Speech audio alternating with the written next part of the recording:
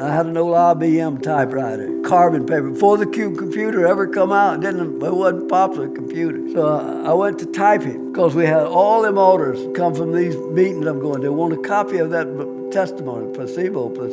And I had paper piled up that high where I'd throw it away, all the mistakes I'm making with old carbon paper, And finally I told my wife one day, I said, I can't do it. I'm going to have to find somebody that'll type this. I got to keep making all these mistakes. I can't do that. She said, well, why don't you just quit? Let's let it go. We make a tape of it. I said, well, everybody wants the book. So I'm thinking about it. She might be right. It might be best if we just quit and go with this tape. And I go to bed that night.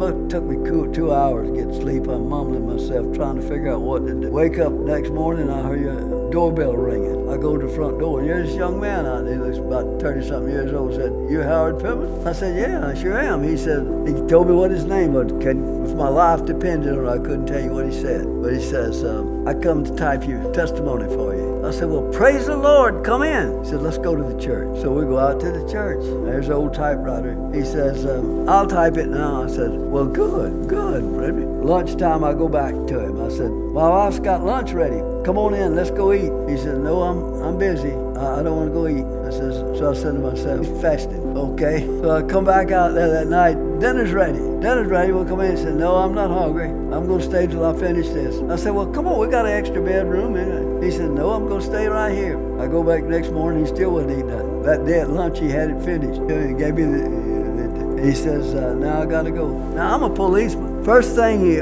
got to think about, well, who is this man? Where did he know my name? How did he know? It never entered my mind at all. How did he know I'm typing a book? Anyway, I says, well, where are you going? He said, California. I said, well, let's go down to the station. I'll buy you a bus ticket all the way back to California for typing it. He said, no, can't do that. Thank you. See you later. And zoom, he's gone. And just as soon as he leaves, I said, wait a minute, who was this guy? How did he know this? Now, why didn't I think of that? Could be supernatural, but I don't dare tell people this because I don't know. I don't know.